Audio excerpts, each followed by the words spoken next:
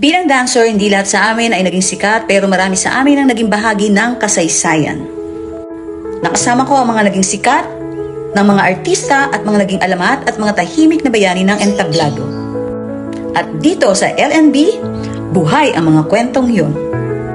Si Ferdinand Hipolito Navarro o mas kilala bilang Vong Navarro. Alam mo ba kung bakit hanggang ngayon pinagpapala pa rin siya?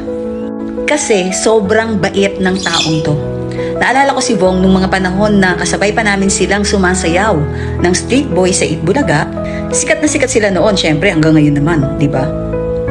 Naalala ko kasama pa nila noon sina Jong Hilario, Spencer, Danilo Barrios at marami pang iba. Mga bagito pa sila that time. Kami sa dance promo, para kami mga ate nila noong panahon na yon. Alam mo, kahit dati pa, ramdam mo na kung sino ang sisikat talaga eh. At kung sino ang tatagal. Hindi lang dahil sa talent yan kundi dahil sa ugali. Si Bong, talagang masasabi kong sobrang bait, very approachable.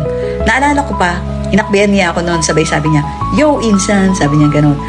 Tapos inakbayan niya ako, nasa likuran siya. Kasi syempre pareha nga kaming Navarro. And then naalala ko, sabi niya, "Pinsan pa rin kita. Kasi di naman pwedeng manak ng Santos ang nanay mo." Imagine, naalala ko pa talaga yung mga panahon na yun. No? So hanggang ngayon, di ko yan nakakalimutan. Doon mo makikita yung mga taong magaan kasama, totoo at may puso. Sila yung kahit anong pagsubok ang dumaan, pinagpapala pa rin hanggang sa dulo. Kaya sa kwento kong to, ikaw ang bida. So paano mga ka-LNB?